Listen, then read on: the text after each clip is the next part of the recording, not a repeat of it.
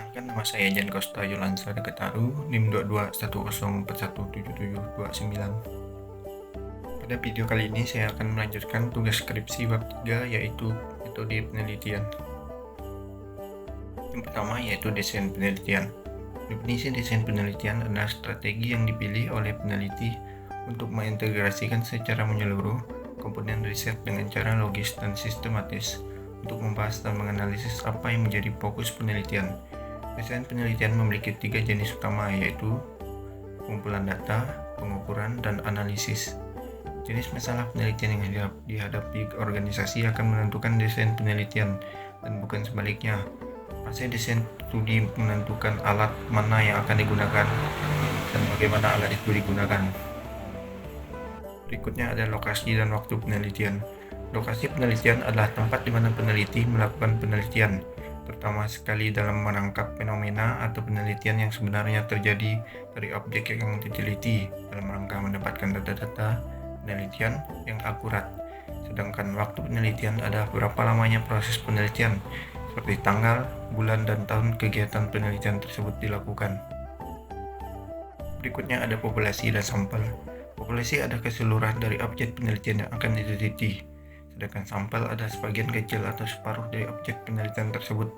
Berdasarkan jumlah populasi jauh lebih banyak dibandingkan jumlah sampel. Contohnya, populasinya adalah seluruh mahasiswa Fakultas Ekonomi Bisnis Universitas Pancabakti Pontianak. Sementara contoh sampelnya adalah 50 mahasiswa Fakultas Ekonomi dan Bisnis Universitas Pancabakti Pontianak. Berikutnya adalah penentuan jumlah sampel dari populasi yang tidak diketahui. Jika jumlah populasi tidak diketahui, peneliti biasanya menggunakan ukuran sampel yang telah ditentukan berdasarkan pengalaman sebelumnya, studi serupa, atau berdasarkan ketersediaan sumber daya. Namun untuk penelitian kuantitatif yang ingin menghasilkan temuan yang dapat digeneralisasi ke populasi yang lebih besar, peneliti sering merujuk pada aturan praktis atau tabel ukuran sampel. Salah satu aturan praktis adalah menggunakan ukuran sampel minimal 30 untuk penelitian kuantitatif.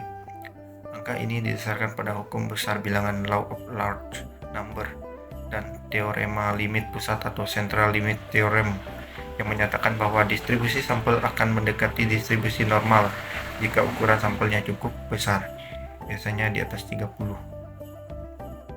Berikutnya ada teknik pengambilan sampel. Yang pertama simple random sampling, yang kedua stratified random sampling, yang ketiga cluster sampling, yang keempat systematic sampling, yang kelima quota sampling atau non-probabilistic, yang keenam purposive or judgmental sampling, yang ketujuh snowball sampling, yang kedelapan convenience sampling atau non-probabilistic.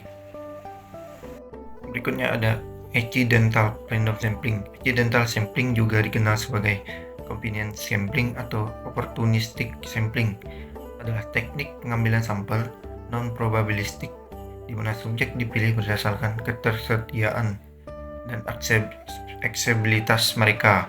Ini sering digunakan ketika peneliti memiliki akses terbatas ke populasi target dan membutuhkan cara tepat dan mudah untuk mengumpulkan data. Misalkan, seorang peneliti ingin mengetahui pendapat pegawai tentang kualitas makan siang di kantin perusahaan. Jika peneliti tersebut hanya melakukan survei kepada pegawai yang ditemui saat makan siang di kantin, ini adalah contoh dari accidental sampling. Meskipun teknik ini mudah dan efisien dalam hal waktu dan biaya, ada beberapa kelemahan penting. Yang pertama, bias seleksi. Yang kedua, kurangnya representativitas. Yang ketiga, kesulitan dalam generalisasi. Berikutnya ada metode pengumpulan data. Yang pertama, survei. Metode ini melibatkan pengumpulan data dari responden yang menjawab serangkaian pertanyaan tertulis dan wawancara. Survei dapat dilakukan secara online, telepon, atau langsung dengan pertanyaan tertulis atau lisan. Yang kedua, wawancara. Peneliti bertemu langsung dengan responden untuk mengajukan pertanyaan dan mendapatkan jawaban secara lisan. Wawancara dapat bersifat struktur. Pertanyaan telah ditentukan sebelumnya atau tidak struktur. Peneliti lebih bebas dalam mengajukan pertanyaan. Yang ketiga, observasi. Metode ini melibatkan pengamatan langsung terhadap orang, tempat, atau fenomena yang sedang diteliti. Observasi dapat dilakukan dengan atau tanpa interaksi langsung dengan subjek penelitian. Yang keempat, analisis dokumen. Data dikumpulkan dari dokumen tertulis seperti laporan, catatan, jurnal, atau arsip lainnya. Metode ini sering digunakan dalam penelitian sejarah atau analisis kebijakan. Yang kelima, studi kasus. Penelitian mendalam terhadap satu atau beberapa kasus tertentu. Ini dapat melibatkan berbagai metode pengumpulan data termasuk wawancara, observasi, dan analisis dokumen. Berikutnya ada sumber data. Sumber data dibagi menjadi beberapa bagian. Yang pertama yaitu sumber manusia. Di dalam sumber manusia terdapat hal yang perlu dilakukan yaitu wawancara, survei, dan focus group discussion atau FGD. Yang kedua ada sumber dokumen. Dalam sumber dokumen ada dokumen tertulis, rekaman audio atau video, dan arsip atau basis data. Yang ketiga ada sumber observasi. Dalam sumber observasi ada pengamatan langsung. Yang keempat ada sumber sekunder. Dalam sumber sekunder terdapat data yang ada dan sumber daring. Yang kelima ada sumber sensor dan teknologi cerdas. Dalam sumber sensor dan teknologi cerdas terdapat sensor fisik dan Internet of Things. Yang keenam ada sumber catatan medis dan kesehatan. Di dalamnya terdapat rekaman medis dan data kesehatan masyarakat. Yang ketujuh ada sumber visual. Di dalamnya terdapat gambar dan video. Yang kedelapan ada sumber percakapan dan interaksi yang di dalamnya terdapat chat log dan rekaman percakapan.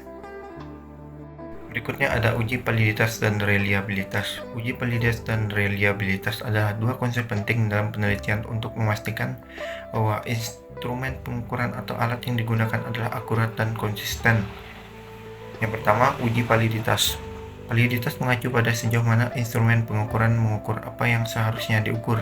Dalam kata lain, validitas mengukur sejauh mana alat tersebut benar-benar mengukur konsep atau variabel yang dituju. Uji validitas juga terdapat beberapa jenis yaitu validitas konten, validitas konstruksi, dan validitas kriteria. Yang kedua ada uji reliabilitas. Reliabilitas mengacu pada sejauh mana instrumen pengukuran menghasilkan hasil yang konsisten dan stabil ketika diukur ulang dalam situasi yang sama atau mirip.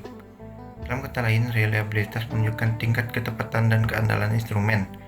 Uji reliabilitas terdapat beberapa jenis yaitu uji ulang, konsistensi internal, parallel form reliability, dan reliabilitas pengamatan.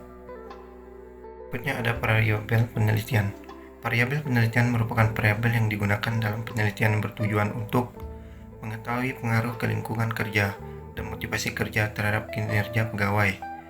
Ada beberapa variabel yang sering digunakan yaitu yang pertama, variabel independen. Variabel ini adalah faktor yang mempengaruhi atau merubah variabel lainnya. Dalam konteks penelitian, ada dua variabel independen. Yang pertama, lingkungan kerja, dan yang kedua, motivasi kerja. Yang kedua, ada variabel dependen. Variabel ini adalah hasil atau efek dari variabel independen. Salah satu variabel dependen dalam konteks penelitian yaitu kinerja pegawai. Yang ketiga, ada variabel kontrol. Variabel ini mungkin mempengaruhi hubungan antara variabel independen dan dependen, tapi bukan fokus utama dalam penelitian. Misalnya, demografi pegawai seperti usia, jenis kelamin, dan pendidikan. Yang terakhir, ada asumsi klasik. Asumsi klasik dalam regresi linear meliputi linearitas, independensi, homoskedastisitas, normalitas, tidak ada multikolinearitas. Melanggar asumsi-asumsi ini dapat menghasilkan estimasi koefisien yang bias atau tidak efisien dan tes hipotesis yang salah. Oleh karena itu, sangat penting untuk memeriksa asumsi-asumsi ini sebelum melakukan analisis regresi linear berganda dan menafsirkan hasilnya. Demikian video dari saya. Semoga video ini bisa bermanfaat bagi kita semua. Terima kasih.